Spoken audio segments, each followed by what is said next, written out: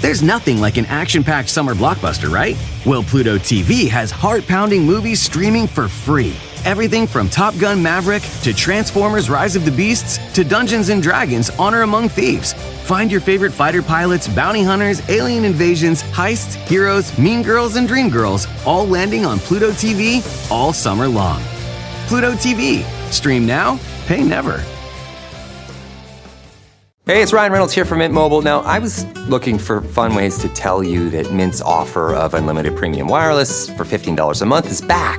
So I thought it would be fun if we made $15 bills. But it turns out that's very illegal.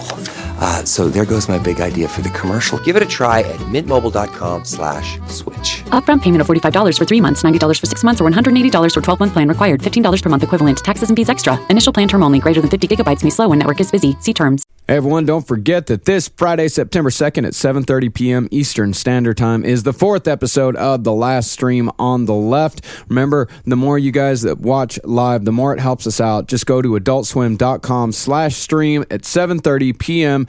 Eastern this Friday, September 2nd. Now please, enjoy the Menendez Brothers Part 2. There's no place to escape to. This is the last podcast On the left. That's when the cannibalism started. What was that? Yeah, baby. There's nothing sexier than two Cuban boys just rolling around each other like a couple of snakes with fucking sombreros on. Cubans don't wear sombreros, right? I don't mean to be racist. I just don't know. Yes, I don't believe that's part of the Cuban culture. But they do have a ceremonial hat. Doesn't every culture have a ceremonial hat? The Cuban has that nice brimmed hat that goes well with a cigar. Yeah. The Cubano. Or Cubano's a cigar. Or the Che Guevara hat that makes you look like you're a socialist. That's a beret. Yes. But that's how you say beret in Spanish. But in French is beret. I don't know. It's a pancake hat. Yes, that's what they're called. All right, welcome to the show. I am Ben Kissel. That's Marcus Parks. With us as always, who is he? I am Cultural Ambassador Henry Zabrowski. Wow. And the American ceremonial hat is the beer helmet. Oh, exciting. I was hoping it was the Wisconsin cheese head. No. You cannot say that actually legally on the show because it's been branded by the Packers. What? I can say it. Branding is big now. Oh, my God. They own the cheese hat. No one else can have a cheese hat now because of your people. Oh, leave them alone. All right. Well, we are on part 2 of the Menendez brothers, and I guess it just gets more disgusting from here, huh? It definitely gets weirder from here. It's a very funny story. Yeah. If you take out the object sessions, it's a very funny story. The 2 people deceased, murdered by their children. Oh, they were pieces of shit. I mean, they kind of had it coming. You can't really say that I will say, I have a small inside source. Our friend Dave, who designed the many logos for Cape Comedy Radio, his sister has a friend who grew up next to the Menendez family, and the mother used to give her a lot of orange juice. So she was a good mom, and she used to give a lot of orange juice to children. What she's doing with all this extra orange juice? What are they made out of money? I have no idea. Maybe she's squeezing the oranges herself. I don't know. She was bored. So when we last left the Menendez brothers, they had murdered their parents in cold blood. And when the police arrived on the murder scene, Eric and Lyle continued the histrionics that they had displayed previously in the 911 call. Eric, shut up! Eric, shut up! I'm on the phone, Eric! I love that bit where he's going, shut up! I'm trying to... Yeah, Elliot Rodgers or these guys, who is more obnoxious as a human being? Oh, Elliot Rodgers. Elliot Rodgers because of the YouTube channel. Yeah, can you imagine if the Menendez brothers did have YouTube? I don't think they would have killed their parents, quite frankly. I honestly think they would have had their YouTube channel would have probably been somewhere in the 2,000 to 3,000 range. It would have been them talking about their watches and their natural Vs that they got from constantly playing tennis. Years of physical abuse. Yeah, well, those histrionics were so convincing that the detective on the scene didn't even check their hands for shotgun blast residue, which is pretty standard practice in cases like these. Assholes. Yeah, because of course, when you have someone that comes on the scene, there's these 2 guys who are the first ones that find the family. Of course, it's just you're just going to check it for shotgun blast residue, and if that detective would have done that, then the Menendez brothers would have been arrested immediately. Well, apparently they went to a big extent to what we're going to find out after they shot them. They went to the guest house, stripped off all their clothes, and took showers first. I imagine together. Oh, yeah. Well, you want to save water. Absolutely. That's actually environmental of them. And you want to do penis kisses. You and your brothers. That's true. So the first indication that the cops had that something might be a little odd here was when the brothers showed back up at the murder scene of their parents at 5:30 a.m. the next morning to see if they could go inside and get their tennis rackets. Well, they wanted to play, and to some degree, this would probably make their father proud. Even if you kill us, yes, you go back to practice. Even if you blow my brains out with a shotgun, you practice the next day. And I guess that it would also be true. They're like, we're grieving. This is about grief, and I gotta say, because it come down to, I gotta work on my short game. Yes, I also wish you remember those Canon Andre Agassi videos, the commercials where the picture. Just want to see them shoot their parents and then spattered with blood, playing with the Rebel camera. Yeah, great camera.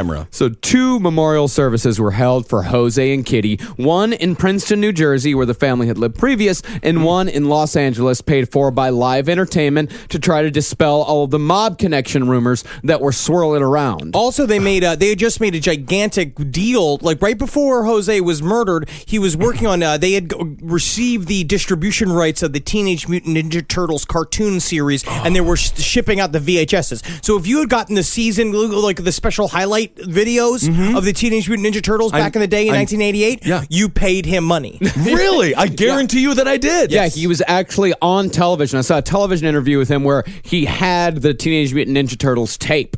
It was the animated one. We all gave Jose Menendez money. We're complicit. I kind of love him now, and they should have never shot his brains out. But literally what he said is like, we here at Live Entertainment, what we do every time is we give the people what they want. Have you ever heard a Cuban? Cuban is... I just don't understand the difference. I know that Espanol, if you're from Spain, you talk like this. And Castilian. And Cuban is like... That's getting there. Yeah, that's close. Yes. Cool, thank you. The club. What's the one with they got the saxophones and the clarinets? Copacabana? Yep. Boom. So what we've got here is an interview that Eric did after one of these memorial services. I've never seen anything like it. Never will see anything like it. Probably the hardest thing I'll probably ever have to. They weren't real. They didn't look. Yeah. They wax. They looked like wax. It's something that I've never seen my dad helpless. I think that possibly if Lau and I would have been home, if we would have been able to do something about it, maybe my dad would be alive. I definitely would give my life for my dad's. I would give that lie 6.4. Yeah, he's got 4 Pinocchios on that one. Not good. So just 3 days after the murder, the spending spree began. In the first 6 months following their parents' death, Eric and Lyle spent around $1 million of their dead father's money. And about $700,000 of that was just in the first few weeks. And to flaunt it even more, they even drove around Los Angeles in their dead mother's car. Nothing makes a girl wetter than seeing a guy driving around in his dead mom's car. Oh, yeah, that is really... This that's is my dead material. Mother's car right here. Oh, yeah, you like it? Say, my mom's warm bottom sometimes sat in this driver's seat, and sometimes she sat in the passenger seat if I was driving her to the pharmacy to get her medication. You know, Wendy, I never really liked Lyle before. I didn't think he was really hot, but something about him has changed. You could still smell her bottom in here. Oh, wow. Of course, these guys are spending all this money, but they had to do something with their lives eventually. See, Lyle had always dreamed of owning a restaurant. Everybody who wants to own a restaurant always says this, I always wanted to have a restaurant. You have no clue how difficult it is to own a restaurant. You are guaranteed to lose money in the first couple of years of owning the business, and that's if you're a chef, like a professional chef. And then Gordon Ramsay has to show up, and your restaurant is deemed a nightmare. He dresses you down, and he fingers 2 or 3 of your waitresses. They have to be immediately hushed up, and that takes cash to give them that money. That would be... Now, that's the reality show Gordon Ramsay needs to have. Him going from waitress to waitress, paying them off, and the various things they have to do in order to earn the money for him to pay them so that they don't tell the media how he finger banged them like they were fucking ventriloquist dummies. Sold. Why don't we say this whenever we go to pitch a show? Why are we pitching the show? It's called Gordon's Finger Puppets. Yeah, Gordon's Nasty Chicken. Oh, Gordon's Nasty Chicken. You want Gordon's Nasty Chicken? Okay. So, yeah, Lyle, he had this whole restaurant dream. So he went back to Princeton, New Jersey, and he tried to buy a pizza joint called Teresa's, but he somehow managed to offend the owner in the process of buying the business, and the owner refused to sell. Although we have no idea what he actually did to offend the owner. I imagine it's his entire demeanor. Yeah. Like, literally just show up and be like, excuse me, I'm sorry, I would love to buy your pizza place, but my belt buckle's too shiny, actually. I'm literally blinding myself just standing here. Turn these lights down, you're a bitch. Probably went something like that. Well, after he was refused at Teresa's Pizza, he settled for a buffalo wing spot named Chuck's Spring Street Cafe and renamed it more appropriately, but idiotically, because it destroyed the reputation Chuck's had built over the years, he renamed it Mr. Buffalo's. That's ridiculous. I don't know. I always end up signing with one of these sociopaths at some point. And I gotta say, Mr. Buffalo's is a hell of a name. Mr. Buffalo's, what are we coming here for, all right? Chucks, it sounds like we're going to this restaurant to buy vomit. It's called Mr. Buffalo's. Because again, you treat a man named Buffalo with respect. You call him Mr. You have to. They have a bucket of beer for $7 on Tuesdays. I mean, I love Mr. Buffalo's. My problem is you can't just be some rich boy from Beverly Hills who shows up decides to buy a buffalo chicken wing fucking restaurant. You need to be you have to be like Rodney. Needs to be your name. You need to be Eddie. Yeah, Eddie's a perfect name for a restaurant. Yeah. So for Eric's part, instead of buying a restaurant, Eric continued on the path of the tennis player. He hired a private coach for $60,000 a year and began to buy his way into professional tournaments, specifically tournaments in Israel. Interesting. I wonder why. In Israel, yeah, it is weird. Like, we don't actually know why it was Israel. Do they have like a pay-to-play system over there kind of thing? They're literally just buying their way into tournaments because he wasn't good enough. No. And so and that's also so fucked up that's how deep Jose's programming got into him, that he continued to keep this fucking lie alive, like he was going to be a professional tennis player. Yeah. It is all lies. Yeah. What money can allow people to make believe. It's That's all he was great. doing. It is just fantastic what it can do for you. I can't wait. Whenever I get a lot of money, I'm going to tell everyone I'm 5'10". I'm just be like, no, that's the truth now. Yeah, you just walk around, you just have you're like Dorf and you got sneakers on your knees. Yeah, and they're like, what's the weather up there? And I'd be like, it's the same as where you are because I'm the same size as you. You short man. Yes. Well, speaking of the money, the boys, of course, never forgot about the inheritance, because at this point, all this money they're spending, this is just out of Jose's life insurance policy. So the boys brought in two different, quote-unquote, computer experts to come in and wipe the hard drive of the family's computer, fearing that it might contain a different will that would either cut them out completely or give even just a little bit of the money to somebody besides them. Because that's apparently one of the triggers that the reason why they killed Jose is because he was threatening to cut them out of the will. Mm-hmm. Yeah, exactly. And one of the computer experts that came through and wiped the hard drive, one of them said that the entire experience just made his skin crawl. Ooh, and these are computer guys. They're creepier than anybody else. They're literally human snails. So while Lyle knew how to keep his mouth shut, it was just a part of Eric's personality to talk about every single detail of his life, according to family members, and that would, of course, apply to the murders. You mean an attention whore? The two of them were both, they just loved to talk about this crap. They talk about they couldn't keep their mouth shut. Eric was a born actor, but he just had everything but skill. He had all the bad He's just a liar. Of being, yes. What I mean, and I'm sure we'll get into it, but this whole spending spree, I mean, they have to have eyes all over them. People have to be like, this is a little suspicious, right? The cops were trailing them because they were building the case against them. They pretty much knew that once you saw the nature of the crime, once you saw how, because they said it was obviously a murder of passion, the boys' first thing that came out is said, the mob must have done it. They had to have done it. And they're like, no, the mob normally will either take you out to a weird location and put two in the back of your head, Right. roll you in a fucking tarp, and hide the body. They don't just bust in your house and blow you up like it's fucking OK Corral. Obviously, there's an emotional attachment to these crimes. Yeah, they make you a carpet burrito. And they're also bad liars. The Menendez brothers. Yeah. Yeah, oh, of course, yeah. Well, the first confession came only 12 days after the murders when Eric made the confession we mentioned in the last episode to his screenwriting buddy Craig. The two of them were playing chess. Eric asked Craig very nonchalantly, "You want to know how he did it?" He told Craig, and then the two just went right back to playing chess. If you're Craig, the answer is no, and then you slowly stand up and walk out of the room backwards. Never hear a confession. Never hear a confession, and don't break eye contact. No, Just you get out of the room. You're like, you know what? I'm good. But actually, you want to go to Mr. Buffalo's? Ooh, I love hear it's got the shittiest wings, but at the same time, the music's really loud. Yeah, that's great. No, well, there was no way that Craig was going to jump off the Menendez gravy train and turn him in. The next confession that Eric made would be the one that would lead them straight to jail. On Halloween 1989, about 2 months after the murders, Eric showed up at the office of his in-law psychologist, L. Jerome Oziel. What is really unfortunate is that Eric showed up in his Halloween costume, which was a male version of Wonder Woman. And that's how he puts it. He's like, it's like Wonder Man. I'm Wonder Man, but I still have the jaunty corset. I just don't get it. I'm Wonder Man. I will kill you like I killed my parents. What? Hold on. You're Wonder Man. You are Wonder Man. Can I get a mulligan? So he joined up with L.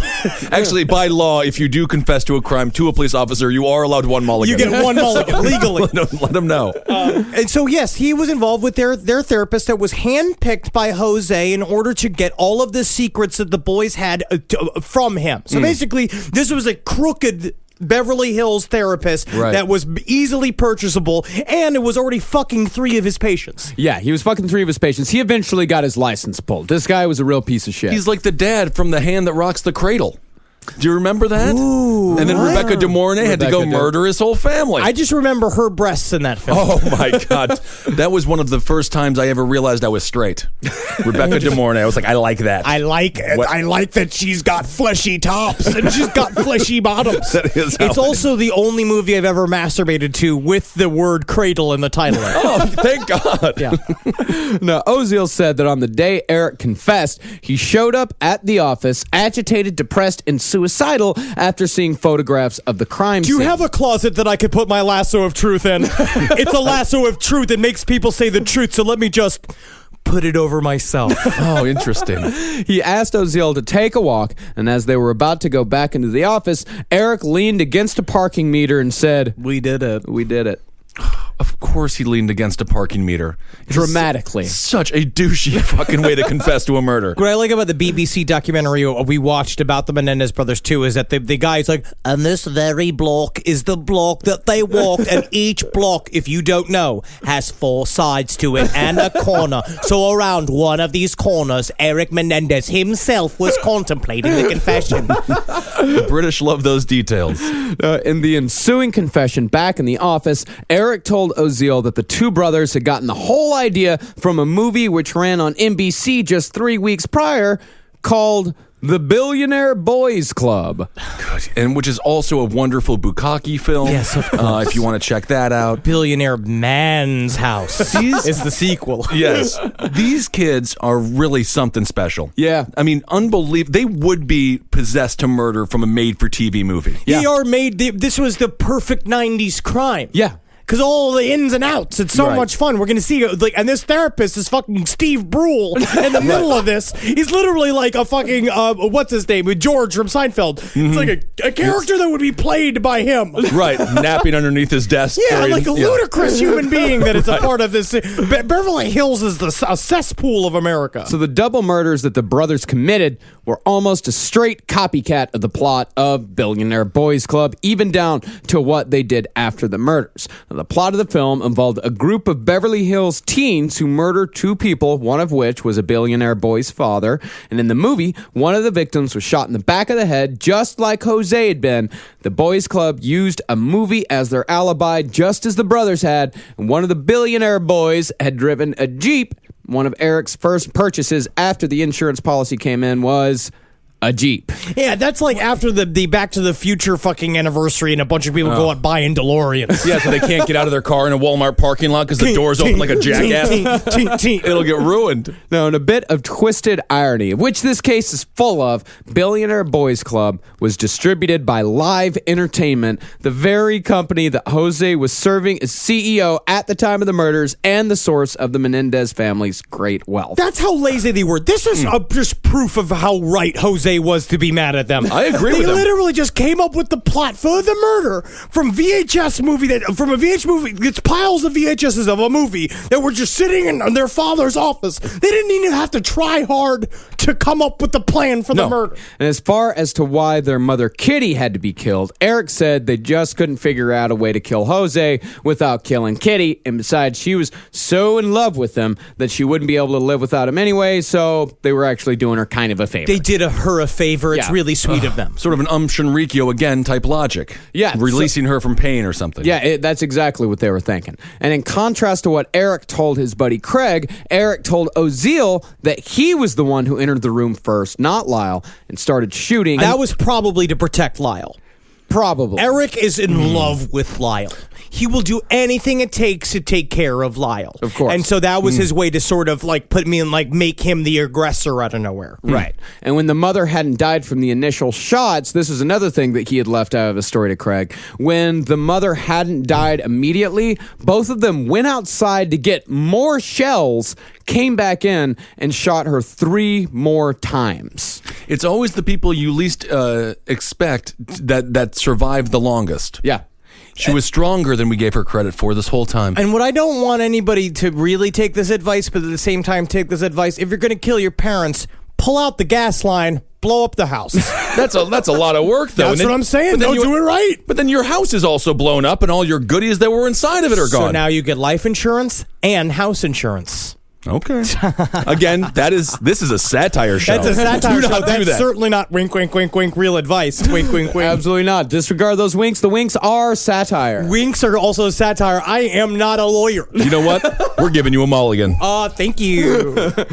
This podcast is brought to you by Squarespace. Squarespace is an all-in-one website platform that helps you stand out online. Yes, that's right. You don't have to smash your face with a hammer. You can just start a business. It's got everything you need on Squarespace, from securing your domain to building a professional site and showcasing your work all in one place. Let's say you want to show everybody how you can carve your ribs out of your lower abdomen so that you look more like a Ken doll. That's amazing. You can bring your vision to life with AI-powered design or curated templates, plus flexible editing tools that helps you create something that truly reflects your style, especially if you are somebody that is trying to corrupt the young men of America. That's what Squarespace is really going to help you. Squarespace makes it easy. It makes it easy for you to put all that together, and you just go to Squarespace and do it all. Thanks, Braden. Head to squarespace.com/left for a free trial. And when you're ready to launch, use offer code LEFT to save 10% off your first purchase of a website or domain. You know, I rip around in the bed.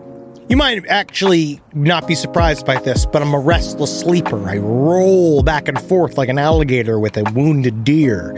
But something's changed in my house, and it's thanks to Boll and Branch. You know, people keep their bedding way longer than they should. It's because people are afraid of change. Not me. I burn my sheets once a week, but I don't need to. Because Boll and Branch's signature organic cotton sheets, pillows, blankets, and comforters are all designed to be breathable, incredibly soft. They get better over time. Start with the signature sheets. You're going to buy 2 sets so you can rotate them. Come on, you're going to want to. The moment you get into bed, you'll notice a difference. I know I did. I just got fresh from the bath. I was fully lotioned. And sliding into those sheets kind of felt like, to be honest, I felt like the luckiest pasta filling in the whole world. All right, they're really good. You will like them. You will feel like a brand new laid chicken, which is we're all going for. Just trying to be a hot chick again. Sleep cooler this summer with Boll and Branch during their annual summer event. For a limited time, get 20% off site-wide at bollandbranch.com/left with code LEFT. That's Boll and Branch, BOLLAND branch.com/left. Code LEFT to take 20% off. bollandbranch.com/left. Code LEFT. Exclusions apply. It's obvious we love true crime, but it does make us feel a little paranoid about what's out there, as it should. And that's why it's so important to get a home security system that gives you peace of mind. With Simply Safe, you can stop crimes before they even start using their AI-powered cameras to identify threats on your property and alert US-based live agents to take action. Like arriving in a helicopter in the night, coming down from the helicopter, zipping down and breaking through the windows with their big axes, and going through the house, ripping through the walls, finding the criminals. It's easy to do. Simply Safe has been a game changer for us. And the best part, there's no long-term contract. We've used it since the very early days of Simply Safe here at LPN, and it keeps us safe, doesn't it? It keeps all of our thoughts inside the building. Then there's the ones we let out because they have to go out because that's a part of it. But Simply Safe keeps the other thoughts safe. And for that, we say thank you, Simply Safe. And we want you to experience the same peace of mind as we, which is why we've partnered with Simply Safe to offer an exclusive discount to all of our listeners. Right now, you can get 50% off your new system by visiting simplysafe.com/LPOTL. That's half off at simplysafe.com/LPOTL. There's no safe like Simply Safe.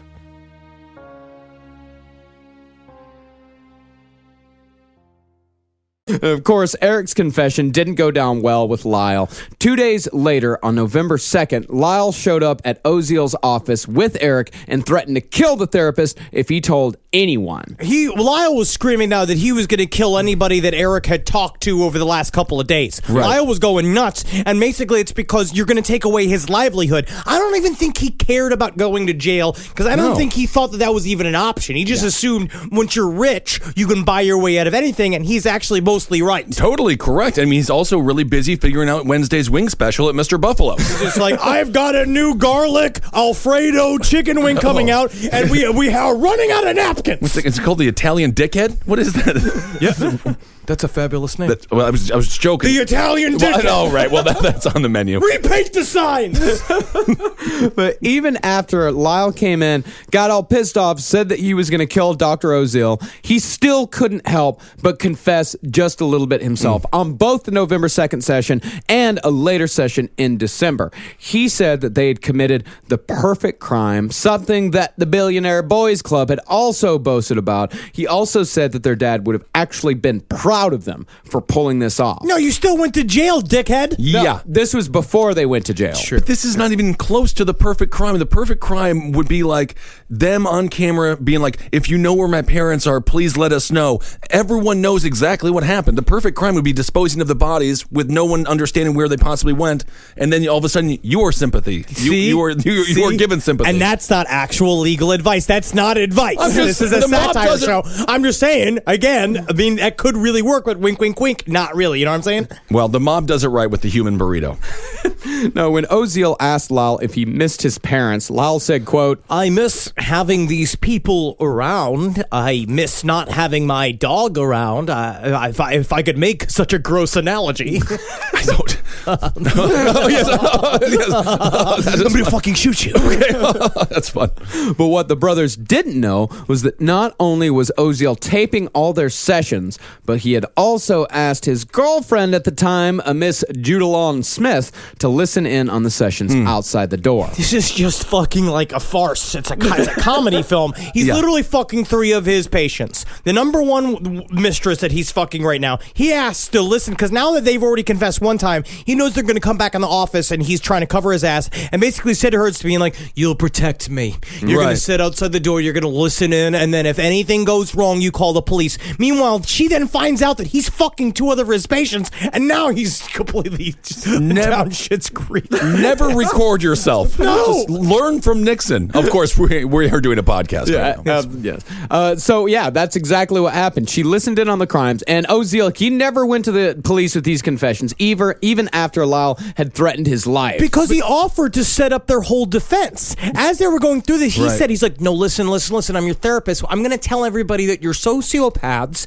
and that you couldn't control yourself and that you didn't know the difference between right and wrong. And I will be there making sure that happens for you. I mean, it's a serious question. Do they have to tell the police if somebody confesses a crime to them? I mean, isn't there some patient confidentiality? No, they only have to tell the police if there is the future possibilities of a Yes, crime. I If the therapist or the doctor believes that they will commit a crime in the future, then the patient-doctor confidentiality is breached, and they can report anything. You wrong. also get the same thing when you talk to a priest, but at the same time, the priest can then say, well, then I'm going to invoice you you suck my penis. Oh, that's correct. Yes. Yeah. And so this ex-girlfriend, she got super pissed off at Oziel and decided that the best way to get back at him would be to go to the police and tell them everything she knew about the Menendez brothers. And then Lyle was picked up on his way to the Cheesecake Factory in his neon yellow Jeep. Between Chris Farley and Lyle, they both like the Cheesecake Factory, and they both had terrible kind of lives there. God. My family swore off the Cheesecake Factory because, as my mom said, that cake is dry. That's why? Yes. That because it's extremely unhealthy and disgusting? No, it's dry. It wasn't sopping wet enough with buttermilk. So yeah, Lyle was picked up on his way to the Cheesecake Factory. Eric was in Israel playing tennis at the time, and he flew home and was arrested as well. And that's where we had the tennis coach being like, and I told him, I was like, I'm going to use my tennis psychology. It's just like, what you got to do is get back on the offensive. And he was like trying to stay on the payroll throughout this whole procedure. These people, man. And these guys are white trash with money. Yeah. The Cheesecake Factory, you're multimillionaires. This is where you're going to go eat? They're all dickheads. And then all of the family jumps onto this bandwagon of trying to create their alibi of the molestations because they know if they don't, they're going to get cut out of the money. They have to keep the money in the family. Oh, my God. Yeah. So, since the brothers had made detailed confessions on tape, they had no choice but to admit that they had actually killed their parents. The question for the defense: why? Why did they kill their parents? What was the motivation? They took away our Sega Genesis.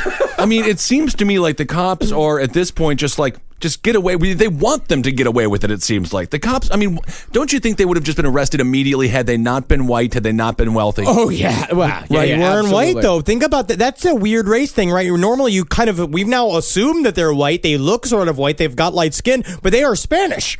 They're just rich. I mean, and that just shows how rich what it can do for you. Makes you white. I guess. I don't know. So this right here is Eric on the stand during the trial answering the question of why they actually killed their parents. What do you believe was the originating cause of you and your brother ultimately winding up shooting your parents? Me telling. You telling what? Me telling Lyle that, You telling Lyle what? Was it you telling Lyle about something that was happening? my dad.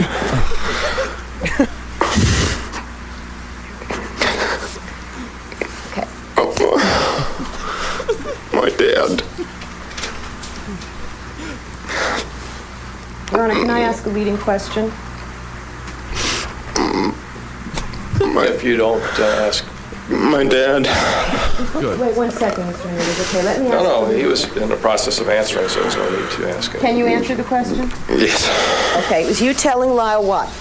My dad had been molesting me. Molest. Oh my God! I just want Adam Sandler to stand up and be like, "Today, Junior." That's the thing. So now they're really playing it up. They're definitely playing it like how hard it was for him to say that they were molested because also they were a 21-year-old and an 18-year-old boy, both currently apparently being made love to by their father. I'm going to say made love to. I don't know why you would say that. Because of the emotions that were there.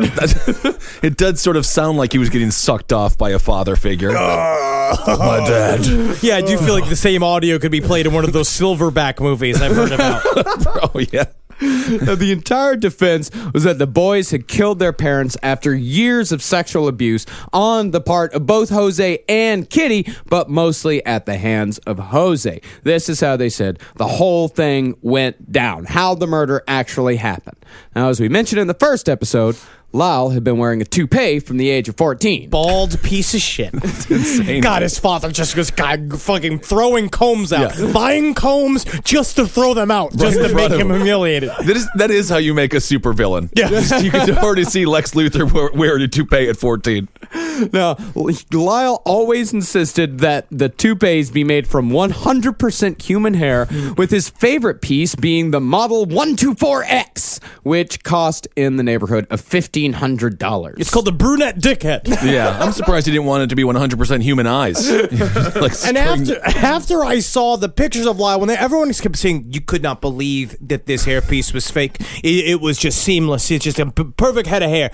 It looks like he's got a gerbil trained sitting on his skull. You can see the line. $1,500. Yeah, that's the best they could do. It was top notch. That's top of the line. Yeah. And, male toupees, they're not like women's wigs. You can't just pop them on your skull and go about your day. According to one of those Vanity Fair articles, a toupee involves elaborate preparations before the bathroom mirror and various means of attachment, such as glue, hooks, and lure locks. I mean, I gotta say, I have some sympathy for this poor 14-year-old going through the same makeup, the same daily routine as a 94-year-old person who's just a World War II vet. He's literally turning into Kevin Spacey from American Beauty, but he's 14 years old. Yeah, and Lyle, in the words of one person who worked at Lyle's hair clinic, he was, quote, consumed by his hair. I kind of understand it. Yeah, of course. It's brutal. It is brutal. It's got to be confusing. He finally got pubic hair, and then all the hair on his head is gone. Maybe he thought it just went down there. I just feel like that. Then it turns into a weird African folk tale of and then the top hairs be scared by the furious winds and move to the down south. Yeah, and Jose, his best friend, said that Jose talked about Lyle's hair all the time. He's like, Lyle's very worried about his hair. He's constantly worried about it. He's always talking about it. Of course he did, because the father also hates that he has a bald son. Because his fucking 14-year-old son looks like Darth Vader when he took off the mask. So, in other words, Lyle's bald head, it was kind of an open secret. Of course, everybody knew that Lyle had a bald head. But despite all of this evidence, Eric and Lyle, who, as we said, were constantly up each other's asses, claimed that Eric never knew his brother wore a toupee. That's the thing about the toupee. I don't know what social agreement we've all decided to come up with here. When people have hair plugs or toupees, we're just supposed to go along with the lie? Yeah. It's like when somebody loses their face in the war, and then you have to put one of those weird plastic fake faces on there, and we all have to be like, looking good, Greg. You're looking really good, huh? See, you can wear sunglasses now. You could just say stuff like that, and you have to stay really positive. Yeah. Oh, and by the way, Christina, the psychology expert who definitely exists, she sent me an email and said that it was highly unlikely that the brothers were fucking each other. How did she say it? Yeah, that wasn't Christina. It's highly unlikely that the brothers was engaging in sexual intercourse with one another. I could just see Carol. I could just see Pickle Girlfriend knocking on the door, being like, "Is the session over yet, Marcus? Can I come into the bedroom again?" As you're not yet. 14 more minutes until the email has been done with the composition. That's great. I mean, you Pickle were in boyfriend. I'm gonna leave. Yeah, gotta go. Henry, you were in wow. The hours and hours of acting training that you've gone through, Henry. What do you think? Hundreds of hours? I would say up to 12 hours of acting training. And then Marcus has none, but he's a better actor than you. I mean, it's just sometimes, look at Lyle. Lyle didn't even want to be an actor, better actor than his brother Eric, who wanted to be an actor. There you go. I don't want to be an actor at all. Wow. Well, bye, Christina. Thanks for coming. Yeah, she said that the guys, they loved each other as much as they could love anything, but a lot of times narcissists, which these guys definitely were, they don't really equate sex with love. Well, it's kind of like in American Psycho when he is fucking the prostitute but looking at himself in the mirror. Yeah, exactly. But according to the brothers, on the fateful day that kind of precipitated the entire murder, Kitty, in a fit of rage over God knows what, attacked Lyle and ripped the toupee off his head in front of Eric. Maybe somebody left the ShamWow in the dryer. Maybe. And Eric, supposedly shocked at seeing the brother he looked up to so much vulnerable and bald for the first time, decided it was time to open up himself. What is it like? What a really, you know how like you get into a feel bad for yourself competition with people. People say it's like, oh yeah, you know, I was late in the train because someone pulled the emergency stop of the subway. It's just like, oh well, I farted myself to sleep and I couldn't wake up on time. And it's just like literally just being like, the only way to make your brother feel better about being bald is like, well, daddy's been fucking me. Yeah, I don't know. Yeah, that's what he told him. He said that he started to tell his brother for the first time that their dad had been brutally molesting him since the age of 12. So about 6 years, and had continued to do so to that day. And do we know that that's not the reason why he has hair? You know, interesting. Maybe the father's cum was like a Rogaine. Sort of the first Rogaine. Yes. I don't know. You see, also, I find it very nice that Lyle, who couldn't really experience or express emotions very well, put a little attachment to the top of his head that allowed him to spin the toupee in order to show that he was surprised or shocked or sad. Yeah, he had the roll-up tie there, too. He was a fun kind of guy. And after the confession, Lyle confronted Jose, saying that he was never to touch Eric ever again. Daddy, next time you want to fuck something, buy a watermelon and cut a hole in it. And Jose said that Eric was his son, and he could do whatever he wanted with him. I don't know if any of this is true. It's not. None of it is true. Absolutely none of it's true. And after this confrontation, the brothers got it in their heads that their parents were going to kill him to keep the molestation a secret. And to prevent this from happening, the brothers all hopped up after a seemingly innocent fishing trip in which they claimed their parents were going to kill them in full view of the fishing boat's captain and the captain's girlfriend.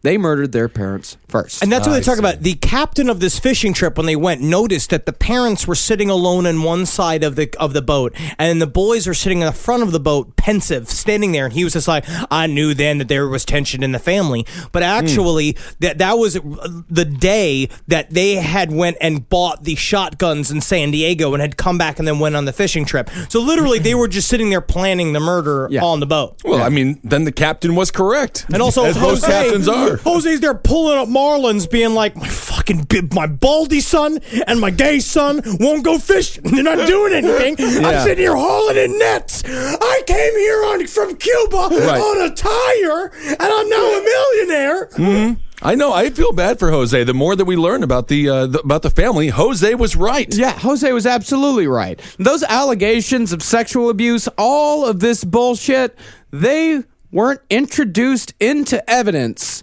until 10 days before the trial actually began. By the time the trial actually started, the Menendez brothers had been in jail for 2-3 years. So they had been planning this defense for literally 2.5 years, and they never mentioned being molested until it came time for their what is the name of their defense attorney? Very fat, like Leslie Abramson. Yes, and she came out and she was like quite the showman. If you actually watch the video of her opening statements, they are incredible. Yeah. She is very, very good. But that's when they hit them with the molestation idea. No one had heard of that until they showed up because they waited for the complete impact of the opening statement. Yeah, and in another bit of irony, molestation or no, it was Jose Menendez's fortune that paid for Lyle and Eric's top shelf defense team. Of course.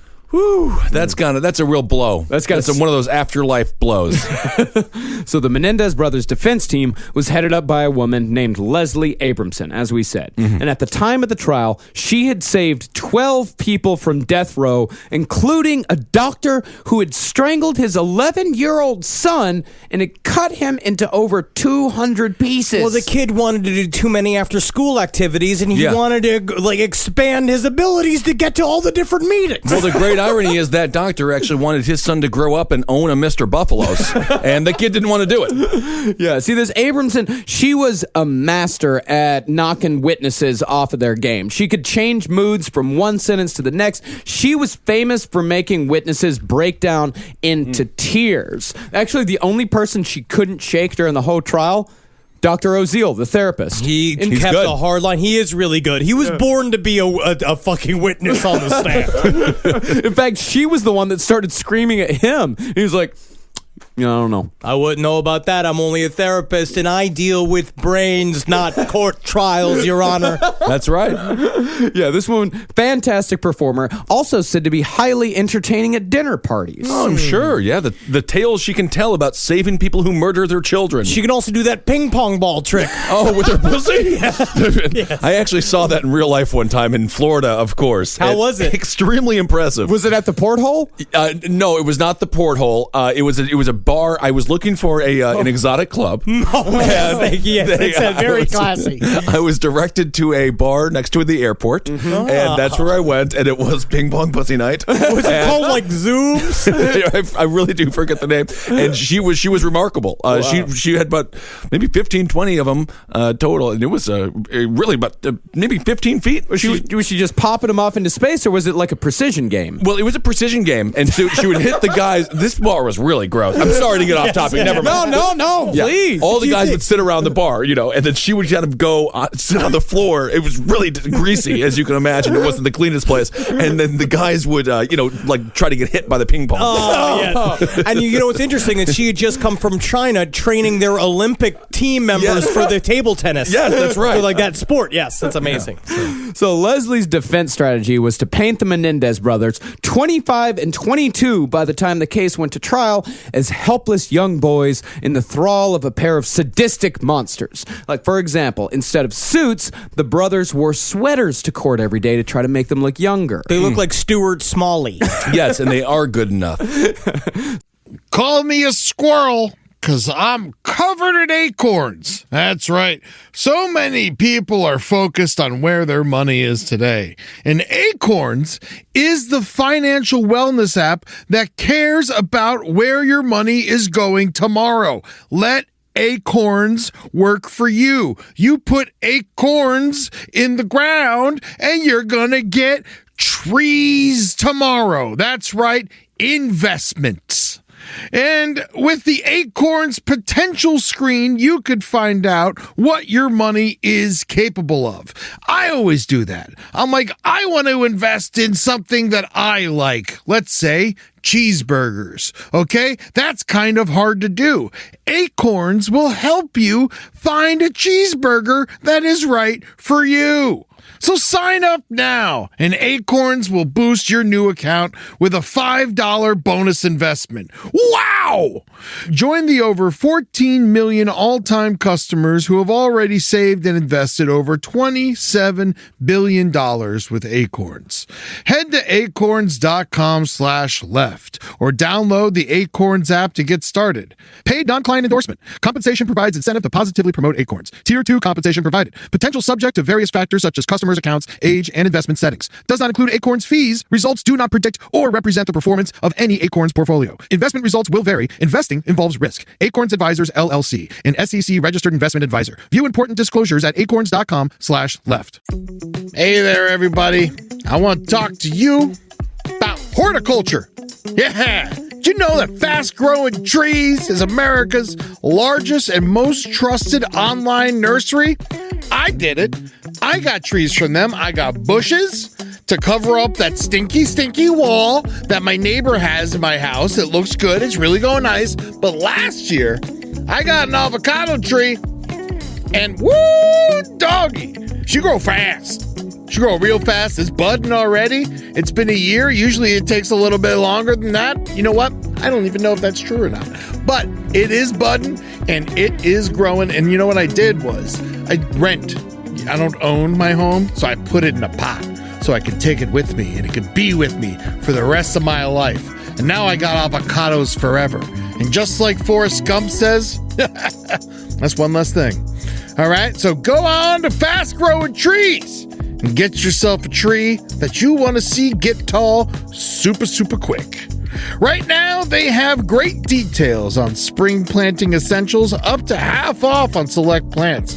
And listeners to our show get 20% off their first purchase when using the code LEFT at checkout. Offer is valid for a limited time. Terms and conditions may apply. FastGrowingTrees.com. It's summertime, baby. And you know what that means. You're going to go to Quince and you're going to get yourself some new clothes. Something happened to me by accident recently. I had a nice little quince mistake. It was Father's Day, and we wanted to get Julie's dad something nice, so naturally we went to Quince. We looked around, and we were like, oh, look at this 100% organic cotton mesh stitch button-up sweater polo. I think Bob's really going to like this. So we get it, and we buy it, and then you know what happened? A little fudge, a little mistake. Accidentally sent it to our house instead of Bob's house. Julie's like, oh, I'll just get a refund from Quince, and we'll mail Bob another one. I was like, oh, okay, that sounds nice. But, maybe I should just see it first. She pulls it out. I was like, whoa, look at that. It's like a button-down polo with nice little holes in it. It's breathable. It's not bad. I think I'm going to wear this to Jazz Fest this weekend. Wore it to Jazz Fest. Got 3 comments. One was by a lady. Not bad, Quince. So get your hiney over to quince.com and treat yourself good and feel good. Look good this summer. Make your summer wardrobe easier. Go to quince.com/last for free shipping on your order and 365-day returns. Now available in Canada, too. It gets hot up there. That's QUINCE.com/last for free shipping and 365-day returns. Quince.com/last. Look like a prince and you quince, you jerks. So Leslie would also describe them as, quote, adorable, and would treat them in this weird kind of maternal way. She'd rub their backs when they were upset. She'd pick lint off of their shirts. She'd adjust their collars. But most importantly, she never called them anything but the boys. So Lyle and Eric both had to stand up like I had to stand up in 8th grade when you pop an unwilling boner. Literally. And you have to flip it underneath your belt, your belt so you can stand up and not pop a tent. Or I'd go into the JCPenney's and my mom would come into the dressing room and pull me out and be like, is there enough room in the crotch? And pull on the crotch of the pants and be like, oh, this isn't enough room. Oh, but you just got tiny down there. It's just tiny down there. You'd expect there to be more room in there, but I guess the top of it's bigger. It's your belly it's crowding it. Yeah, it does sound kind of disturbing, but now that I think about it, my mother was very concerned about that. Mothers are concerned about the pants. I have no idea what the two of you were talking about. Parents love their pant play. I think that's what they did instead of molesting us. Yeah. Oh, and besides just calling them the boys, at every turn, she would refer to these 2 grown men in their 20s as these children. It's actually very interesting because you can see how this is where the cunning comes in. Yeah. It's that they know that in order to make this lie work, in order to come and say that I've been molested literally since the age of 5 to the age of 19 years old, that the way I can sell this is by degrading myself so far to be a muling a child who can't remotely stand up for yourself. So they just know that as long as we embarrass the fuck out of ourselves, we will get away with murder. But I actually understand where the defense is coming from because when the crimes were committed, they were much younger. So you do want to put them in that position, no, though, they don't said you? that they were getting molested up until the day. Yeah. They were getting molested up until days before the murder. So you're talking literally about a 19-year-old man who was a semi-professional tennis player. Semi-professional. But he's getting fucked by his dad against his will. I don't know. You know what? We're going to say, I don't know. I actually don't, because that's what we talk about this. I do want to always believe a victim who comes forward and says that they were molested, but we're going to build a case against the fact that they created these claims. It's a very strong case. Yes, and it's just hard because it's like you literally... You can't call them out for lying because then you're going to say so many people could be lying about it because the lie would just be so terrible, but that's how bad these fuckers were. Sure. Yeah, this is how horrible they were. But Leslie Abramson, she even went, besides just degrading them, she even tried to paint them as heroes. This is what she said. I mean, you have these clients who are not criminals, but sympathetic, decent people who are in terrible trouble. And their so-called victims are nothing short of monsters who deserve to be stopped. Just because you're dead doesn't mean you're a victim, a saint. Hitler's dead too. Think about it.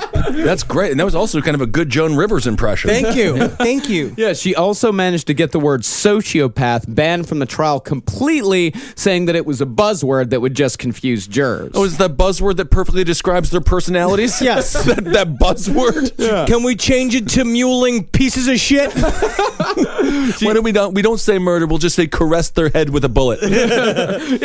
Actually, she did try to get the word murder banned. That's the whole point. She tried to get the word murder banned from a murder trial because the whole thing was that they were using the imminent danger defense. In order to not be held culpable in a murder in California, you had to prove that you felt as if your life was in immediate danger. Imminent danger. They thought that the parents, they got into a fight. They thought the parents walked into the TV room in order to load guns and to come out and to shoot them. That's literally what they said. And so they had to grab the shotguns and murder them first. That's unbelievable.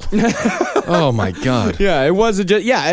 None of this makes sense. Absolutely none of it does. My father was the least dangerous you could find him in front of the television. Oh yeah, I mean every single couples in front of the television, specifically parents, are just talking about the commercial they're watching right at that moment and really discussing if Tide is a better alternative. Yeah, what Leslie Abramson was actually successful in keeping out of court was Billionaires Boys Club. The prosecution wanted to do a full screening of the movie for the jurors, but the judge ruled it inadmissible. The only thing that they could do was mention that there was a television program that had aired 3 weeks before the murder that may have had something to do with the murder. They had to keep it extremely vague. I feel bad for the creators of Billionaires Boys Club. Think about the kind of traction that would have gotten that film. I actually do want to watch this film now. As a matter of fact, we should maybe Mystery Science 3000 it at some point. I would love for us to do a live showing of Billionaire Boys Club. If you want us to do a live showing of Billionaire Boys Club, go on the Facebook group, go on Twitter, and tag us in and tell us, say if you wanted to see Billionaire Boys Club. And we'll dress in matching sweaters. No, the trial itself was actually 2 trials, as each brother was tried by a separate jury. This meant that if a witness was testifying about something that only pertained to Lyle, Eric's jury would be excluded, and vice versa. And as I said earlier, every person involved in this trial is straight out of a bad TV movie. Craig, the screenwriting partner, he showed up on his day of testimony with 2 hot girls in miniskirts who wouldn't stop giggling. I kind of like Craig now. Craig knows what's up. It's about presentation. It is. Yeah, and even the cops, they were just these buff and tan dudes. Dominique Dunn in his Vanity Fair article said, quote, "Not a fatty on the force." But that's what my dad always talked about, is that with high-profile cases like this, they move good-looking cops to the front of the lines. My dad was a part of a big murder trial, and they didn't use him for the televised stuff because he looks the way he looks. What? The Sobrowskis are made for the screen. No, we're full of personality, but a lot of times cops also don't want a cop front and center who's full of personality. I see. Wow, I like it. So there are a bunch of Charles Bronson-looking people. Craig comes in like Ric Flair. I mean, this is really entertaining stuff. No, it's extremely entertaining. And this entire thing, you got to remember, this entire trial from beginning to end was televised. It launched Court TV. Well, the judge apparently hesitantly allowed one camera in the courtroom, and it was put on Court TV, and it was also completely done in the middle of Beverly Hills. Yeah. It's the only thing people were talking about. Yeah. It's literally like it was fascinating. It was a fucking people were showing. It was the hottest show in town. This was a really interesting time for technology and for the human experience, but especially when it comes to visualizing it through television. I mean, cameras in the courtroom, it's been hotly debated ever since. We talked about this with the O.J. Simpson. When we covered O.J. Simpson, it's the same thing. It got a lot of mileage. You know, all of these people became superstars. Like on that sketch with John Malkovich, and Rob Schneider. Yeah. About the Menendez brothers on Saturday Night Live. Yeah. And as far as the extended Menendez family went, they were caught between saying that they had a violent, incestual rapist in their family and getting the money, or saying that Jose was innocent at all this and getting nothing. And in the end, about an 80-20 split on the side of molest. Yeah, because, it's just so funny just how, money changes people. I mean, honestly, if you're having that conversation with your wife, you just had a kid, you're thinking about college, Jose is dead. I'm going to say is he going to know if we say he's a molester? I'm going to say this is an unmarried, if I was just the cousin who's got nothing to lose and nowhere to go. Oh, yeah. It's like, yeah, give me the money. Oh, I would have I'll walked say in. whatever you want. I'll be like, I'll say he sucked my dick. Yeah, exactly. I'm saying, I would have walked in the court backwards, gaping my ass, and be like, he put it here. Yeah, and when one of the non-molesties talks to Lyle about this whole thing being a lie, she said that Lyle looked away and said in what was almost his father's voice, "Well, that's the way he's going to be." Huh? I don't know what. Mambo number high. That again, Lou Bega is German. And the most fucked up part about all of this is that the only time the boys applied the lessons their father taught them was when they blew him away. Like the only time that they actually followed their father's advice, to really take charge, take what you want, be a man, was when they killed him. In fact, Lyle talked about their father's emotional code. He made them memorize this and say this every morning, that he would like do a weird sort of roll call in the morning, where they would sit in the kitchen and he would quiz them about current events and history and then make them recite his morality code. I mean, the sad thing is, it sounds like this father was actually concerned about his kids. Yeah. He did want just in the worst way possible. He just didn't really know, like many immigrant fathers from places like Cuba, dare I say, Germany, they're just a colder people, and they've gone through a lot more, and they just want their kids to be the perfect Americans. They have an ideal of what Americans should be. He was being a real tiger mom. He was a tiger mom. Well, this is Lyle talking about the emotional code. He actually recited it from memory in court. This is how well he knew it. Today I will be master of my emotions. If I feel depressed, I will sing. If I feel sad, I will laugh. If I feel ill, I will double my labor. If I feel fear, I will plunge ahead. If I feel inferior, I will wear new garments. If I feel poverty, I will think of wealth to come. If I feel insignificant, I will remember my goals. I will be master of my emotions. If I feel horny, I will look at a picture of my grandmother taking a shit. That's kind of a strange one there at the end. Oh, yeah. That's the secret. I mean, really, I just pictured a kitty hanging on from a mountain cliff, from a mountainside, and those are great messages. Actually, that's really good. I kind of like that. Yeah, pull yourself up, fucker. That's what it is, yeah.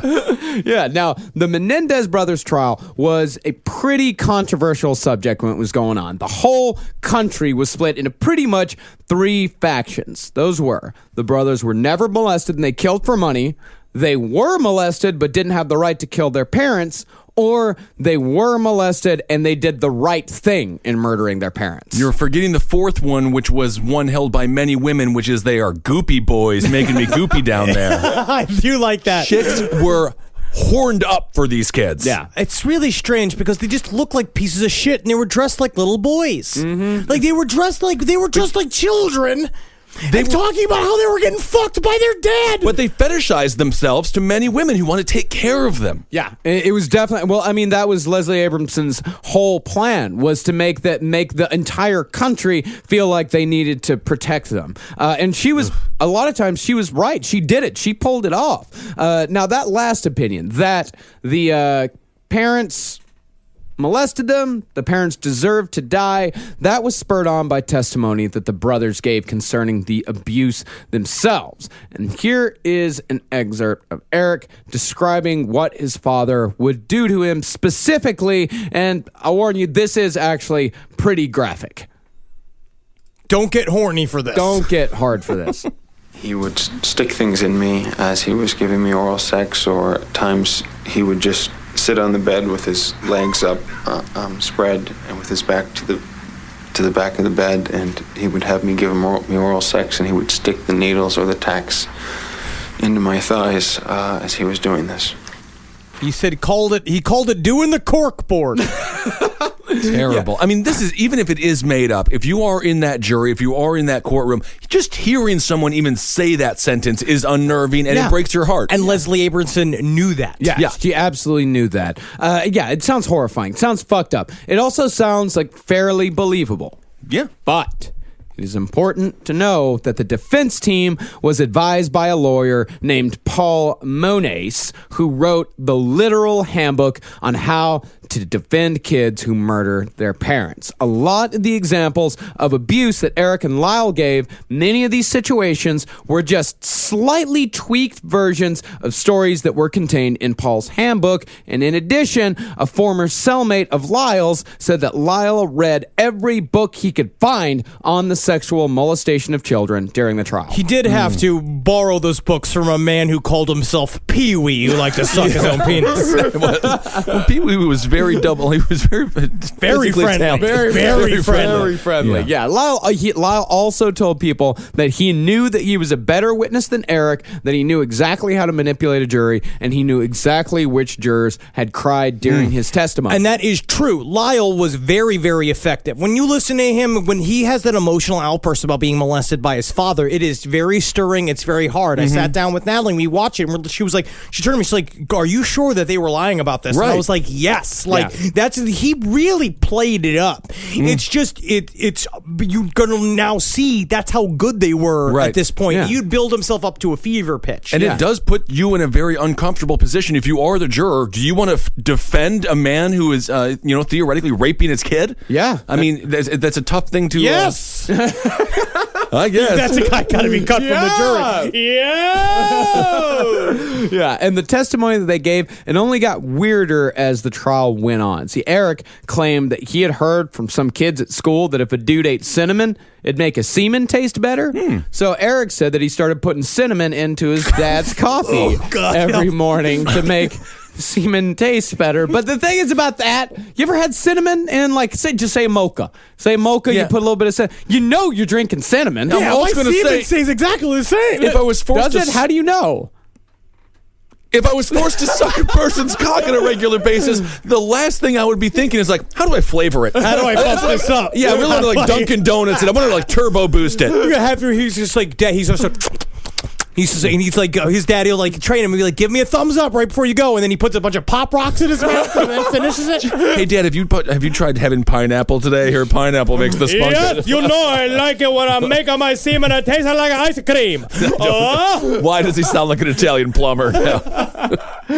Yeah, Eric also talked about how his father had, on a few occasions, lit candles and created a romantic atmosphere before molesting him, which makes absolutely no sense whatsoever. If you've done even the tiniest bit of research on sexual molestation, particularly fathers or mothers who molest their children, it's not about romance. It's not about love. It's about power. It's about, it's all about power. You ever fucking seen a lit candle? You ever see a lit fucking candle in a van? No. You can't do it. No, because that just makes you a groovy dude who listens to Rush 24/7. Yeah, well, actually, the story about lighting the candles, that's probably a bit of a half-truth. A person in Miami who knew the family said that Jose was so bothered by Eric's homosexuality that he had tried a Santeria ritual to try to cure him of it. So he did the gayest thing possible? Well, literally, he just dressed like a witch doctor and just did anything possible to make his son not suck at tennis. I think my son is gay. I'm going to put some glitter around, light some candles. But I honestly also think there's also a twisted thing. I think it was literally just because I don't think Eric's actually gay. I don't think that was why he was mad. He was just bad at everything. Yeah. And Jose did not understand how I can't treat my children like little soldiers and they can't go out and work at something every single day until they become perfect at everything that they do. You understand, some people are just born with no ability to have skills. Yeah. They just can't do it. I know he's a sociopath, but is that normal for a sociopath to be able to look at the people who are being affected by what they're saying and register what that means? With the jury and them crying and stuff like that. That's specifically a psychopathic trait. Yeah. That you can go and you know that if you can fake emotions, you know that you're going to get the societal reactions that you need to succeed. So you do understand that? Oh, absolutely. No, these guys, that is a textbook sociopath reaction. Of course, that's actually one of the ways that you can tell that someone is a sociopath. If they fuck up over and over and over again, and the only thing they do is try to garner pity back from you. It's like the guy that hits his wife and says, I just love you so much. It's all about garnering pity. So this whole thing is a sociopathic play. But it doesn't mean you're not unfit to. It doesn't mean that you're not fit to stand trial. It just means you still understand your actions are right and wrong. Yeah, you understand that you do right. There are people that are sociopaths that don't kill anybody because they know in the end, probably in some fucked up way, if I kill somebody and go to jail, it's a heck of a lot worse than if I don't. That's exactly what it is. Most sociopaths don't kill because they have nothing to gain from it. Right. That's the whole thing. The only thing that everything that a sociopath does is to advance their own agenda, whatever that may be. And especially if you go to take the one thing that they have in society, which is money and their status. And they saw their parents been about to cut them off, and then so they kill them, and now they have to cover their fucking tracks no matter what the cost, even if it means dressing up like a little boy and saying that you fucking try to make your father's cum taste better. Cinnamon Day.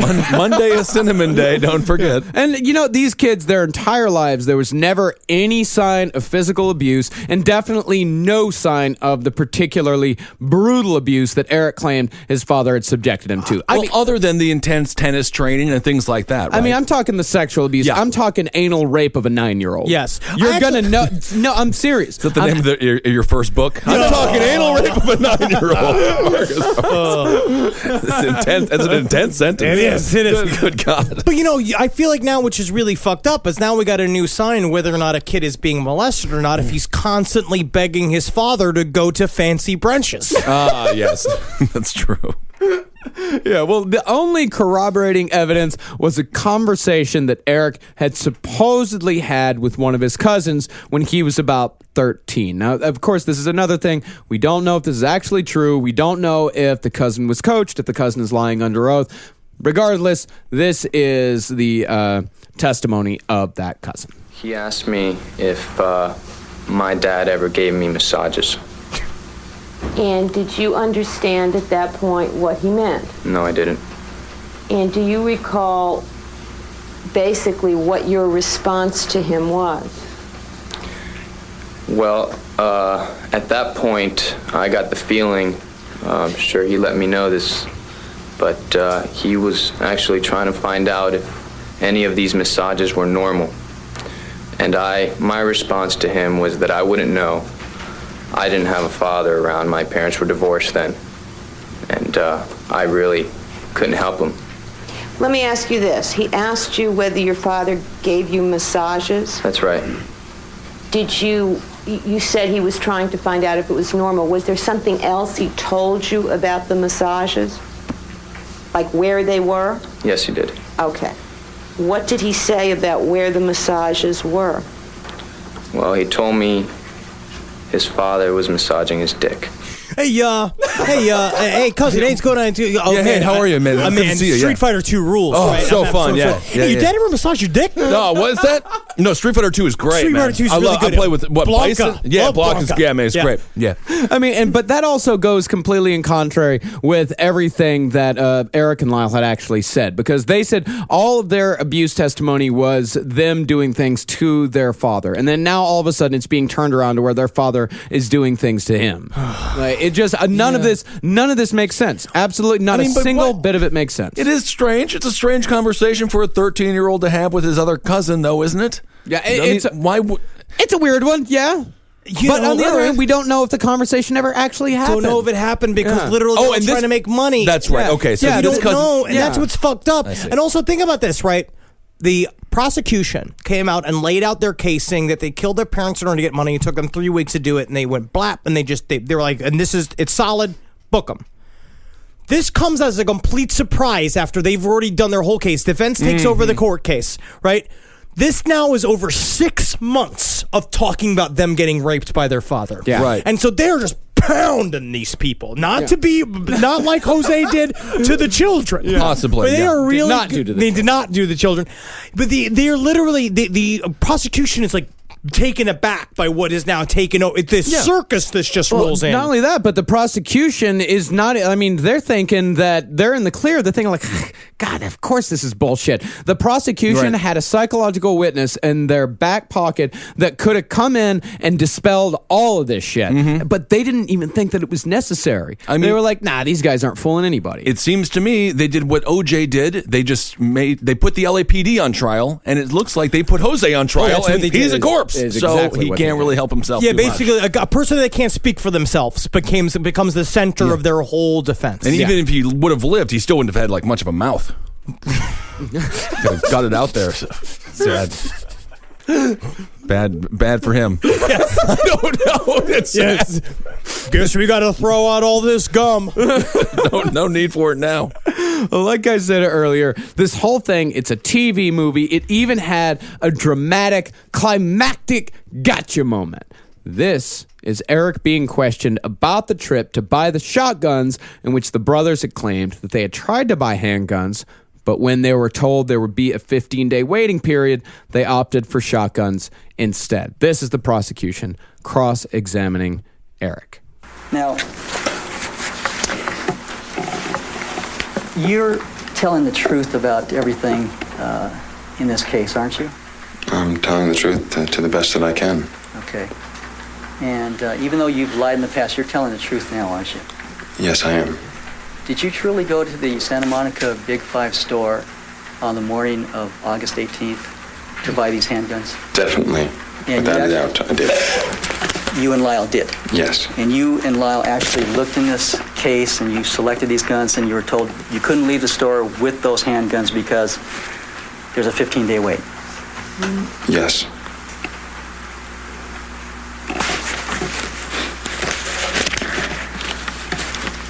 Mr. Menendez, did you know that Big Five stopped carrying handguns in March of 1986?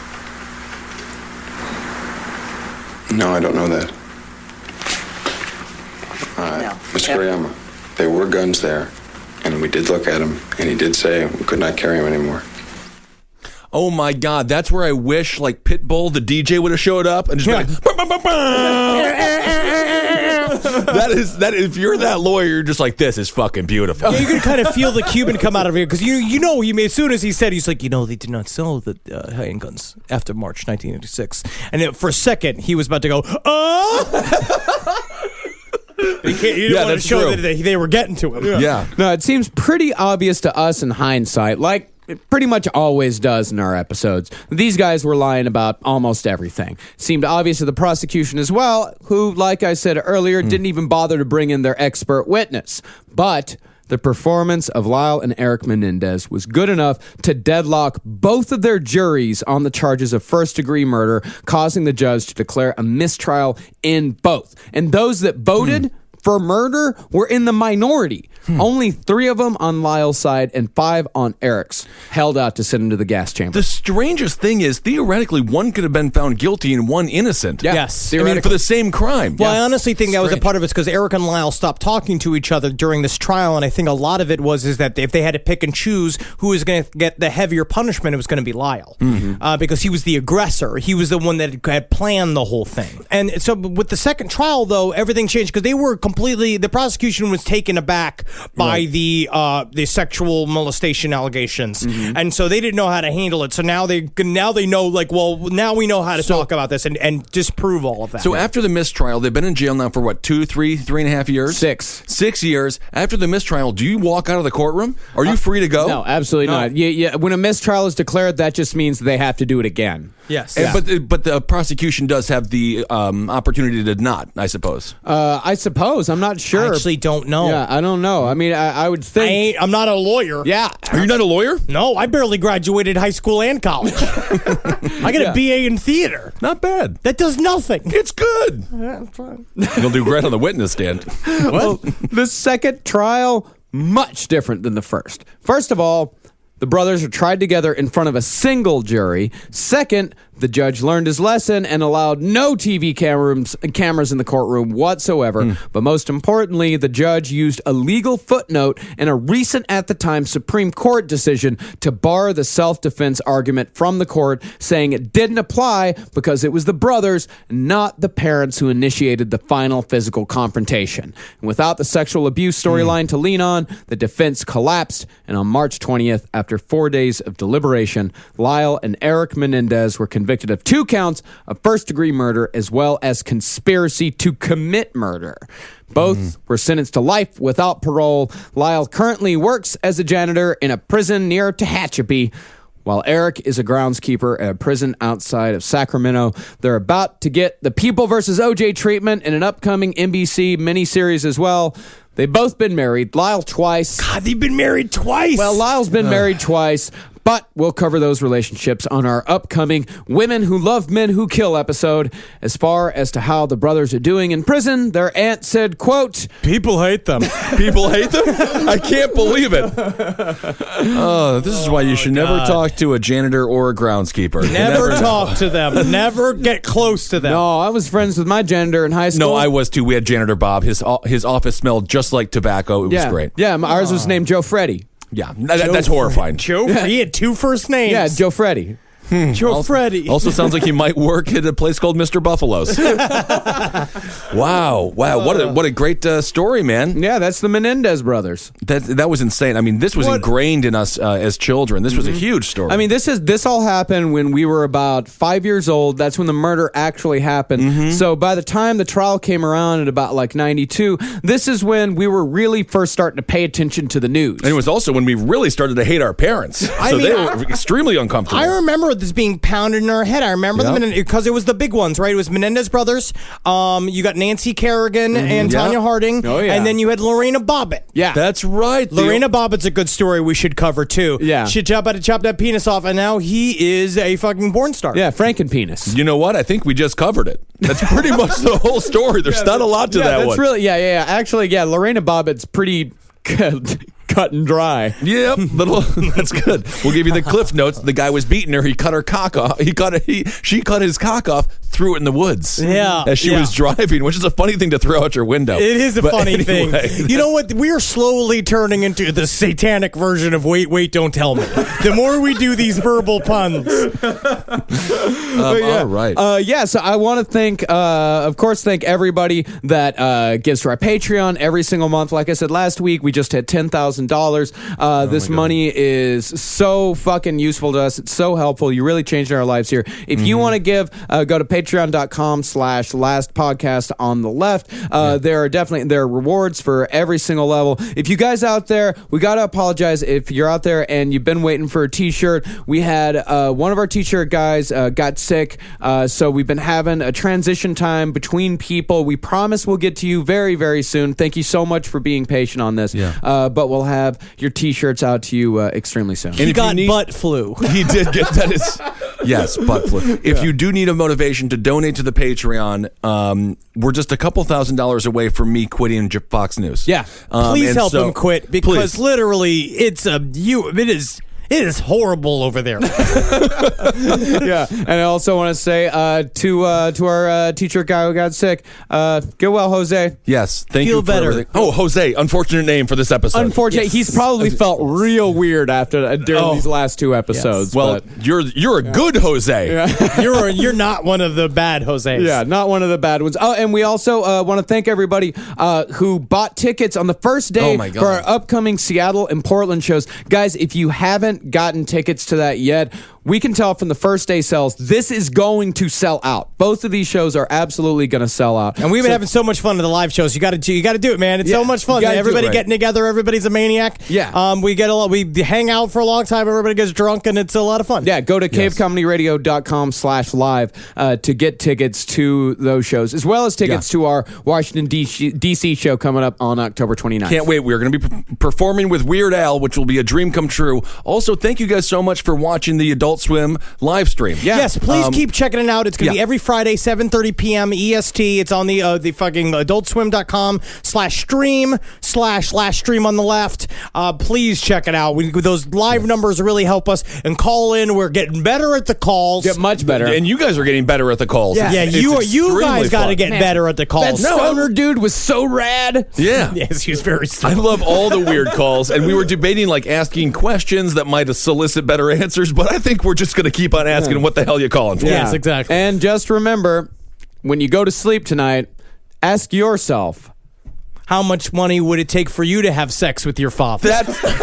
Good God. And you know what? And for Lyle Menendez, $14 million. That's what it turns out. We also want to thank Jesse Gold. Yes, we want to thank Jesse Gold for making the last Podcast on the Left live video intro. You're fucking great, man. We really appreciate it. And we'll be thanking him on the live stream as well. Yes. Oh, we'll be thanking him all right. Yeah, what does that mean? What are you going to do to him? Nothing. Sounds. I'm going to light some candles first, and then we're going to play the corkboard game. That's extremely nefarious and disgusting. And thanks for supporting all the shows here on Cape Comedy Radio. Abe Lincoln's Top Half for Politics, Roundtable of Gentlemen, Good Drunken Fun, Page 7, Sex and Other Human Activities, The Lucky Bone Show. Yeah, go to mixcloud.com/Marcus Parks. I'm going to be putting out a new episode soon. The last couple of weeks have been fucking insane over here, so I haven't been able to put one out, but I hope to put one out this week. And follow us on Twitter. I am at Henry Loves You.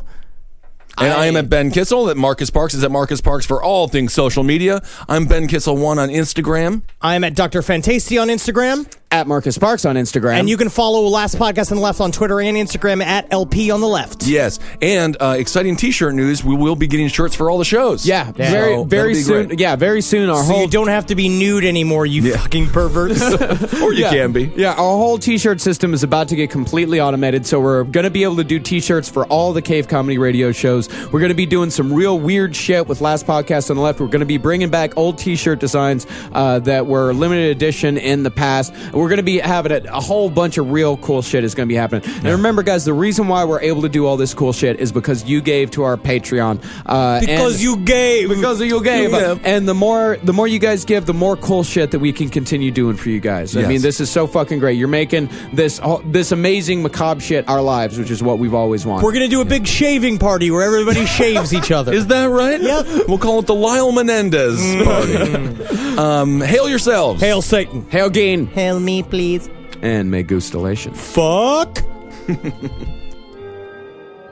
What is a cuck? A cuck? Yeah, what is a cuck? I think it's a guy who likes to watch men have sex with his wife. Is that what it is? That's what it is. But he likes it, so it's not bad. Yeah, he likes it, but sometimes, he gets like halfway through and realizes that he really doesn't like it. Yeah, because it seems like they're really rough with his wife. It's also like an insult that some males who like pretend to be alpha males on Twitter, which by definition, if you are violently tweeting, you just look like a dumb Nancy Drew. Yeah. In real life, they call people like fake conservatives, they'll call them cucks. Oh, interesting. Yeah, which fake conservatives means that you're not racist. I thought it was like a chicken thing.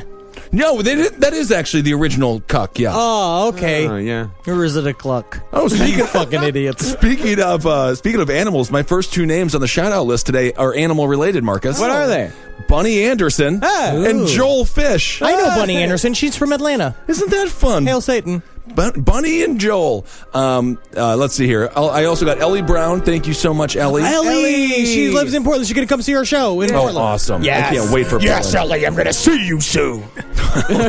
Yes, and then you'll pay for it, won't you? Stay away from the show. Pay for what? I don't know what he's talking about, Marcus. We got this guy, Dylan Worley. He's a great guy. He sounds like he's a fun person. Kyle Babin, Sophia Frost, Laura Kelly, David Young, and Fresky. Fresky? Yeah, Fresky. I mean, should I read the whole list now? Or you guys say another couple of names. Yeah. Seamus Stimpson, hello. Simon Woolley, what's going on, bro? Simon Woolley. How's the UK? Still fucking backwards? We'll see Simon Woolley in the United Kingdom, of course. Simon's one of our favorites. Yes. Timu Milamaki, Alice Herman, Shane Bagwell, Nicholas Agnew, Sam Jacobs, Allison Mahoney, Les McGinnis, what's going on, bro? Hey. Troy, what up, brush? Olivia McRae, hi. Hail Satan. And Ben. I gave $5. Are you giving money to yourself? Yeah. Got John Lopez, Ryan Glasheen, Joe Richter, Joe Stanton, Andrew Parker. Yay! www.seedandSpark/studio/crypta. Hillary Harris, Tony, Cole Callahan, Brioni Ward, Adam Roberts. I gotta say, I got the coolest fucking names on the face of the planet this week. Mike Hellbound Hathaway. Very fun. Ingrid, my middle name. That's her last name is my middle name. So that's probably a funny joke, but I get it. I wonder what it is. What is your middle name? Ingrid. I don't know. She's funny, though. Okay. The Moon Shoots. So that sounds like something you have after a bad breakfast. Andrew Russell, Austin McNamara, thank you for Nom, Jill Skinner, and Old Dirty D-Bone. Yeah. Kimberly Buonorata. I fucked that up. Buonorata. Is that any better? I don't know. Gray Rogers, Josh Center, Miss Amelia Superhero, Hail Satan to you, I know you. Taylor Martin, Marwan Abu Jaude, Hail Satan. Hales Fuller, Michael Trumov, Hail Satan. Brian Maul, Gavion Peters, Jennifer, Devin Seth, Lou Bronchard, Jason Chapa. All right. Mark Alonge, Daniel Walker, Pat, Matthew Swan, L. Housey, Riley Hinchell, Leela Shayak, Ollie Ryan, Andrew Mayman, Andy Hutchings. All right, I got Ashley Pello. That's kind of a fun place to put your head at night. Michelle Derleth, Lee Griffiths, Hannah Warren, Alistair. Ooh, scary. Alistair. Kevin Childers, Shelby Robertson, Matt Back. Matt Back, were you by any chance a high school wrestler for Aquinas? Okay. Answer me back. Did you guys have sex with each other? I didn't have sex with Matt Back a couple of times. Brian Hawk, Jared Chavez, Melissa, Rob Deal. What is the deal with Rob Deal? You're such a dick. I am going to commit suicide. Oh, suicide, good. Norman Pineda, Cooper Wilhelm, Dick Forge. That's not a name. Yeah, it is. I Dick mean, it is Forge? technically. Yeah. It's like whatever it is. Wow. Daniel Platt. Danielle Marlin, I know you very well. I'm really happy you're going to come to the Seattle show. It's going to be so much fun. I can't wait. Let's get drunk at each other. I know you like jizzies. Because you're fucking stealing for Jackie. And Mike, the Cherry. Henry, what was the name of the guy with the name Dick that we talked about on the Round Table of Gentlemen? So drunk for all of those. Yeah, I don't remember. I don't remember if we ever did that Dick show. Not Dick Bunch. Ronnie Dykes. Ronnie Dykes. Yeah, he's a fun guy. I'll scissor you to death. I got Liz Ainsley, Adam Latuzze, Emily Johns, Christopher Codina, Drunken Brad, Jeremy Hansen. Hey, Jeremy, you're around a lot. David and Demelza, Allison Webb, Michael, George O'Connor, Daniel Ruff, Neil Grimes, Holland Rains, and Julian Malte. Julian Maltese! Go fuck yourself! No, leave her. I love her. Brian Hawk, Jared Chavez. Is Jared? I think you said that twice. Did you I said say both it of those twice. Did I say it? Oh, I put a little. Yep. Okay. Let's keep Matt Back. I'm reading the list upside down. Yeah. All right. Sarah S., Adam Crilly, Jennifer McIntosh, Leslie Gray, Megan Byrne, Nora Walensky, Christine Balkin, and Jesse Irene. Thank you guys so much. And last but not least, we got Bryce Klusek, Evan Maurer, Dwayne Owens, Lucinda Boakman. Oh, Lucinda Boakman was here. Hey, Joe Harvey, Kaylee Williamson, Claude Wilson, our favorite kid in all the universe. What a good little boy he is. What a tight, good little boy. I don't know about all. He's a great kid. No, Kaylee, we also know, she came to our show in Los Angeles, and she is lovely. Hey, Kaylee. Kyle Rupert, Megan Locapo, she's around a lot. Christian Earnshaw, Kate McGranagan, Bill Williams, Susie May, Empire of Dreams. Weird. Eric Postlethwaite. Yes, what's going on, bro? He's from Baltimore. Shelby Moe, Aaron Atchinson, Martin. That's great. The Conversationalist Podcast, Sarah Class, Derek Devereaux Smith. Yeah, what's going on, bro? Hey, bro. And Andres. Cool. Well, I hope all of you are fertile. Mm-hmm. I hope all of you make love this evening. Eat a sugary snack just for fun. Something cute. Break that diet. Yeah. Have a cheat day. Cheat day. And I hope that you don't die. Well, we all will. Yes, that's true. Not Thank you. soon. Not soon. No, we have long, beautiful lives ahead of us. Yes, thank you so much. Thank you, guys. Hail yourselves. Hail Satan. Hail game. Hail me. You bitches. Magustalations. For more shows like the one you just listened to, go to cavecomedyradio.com.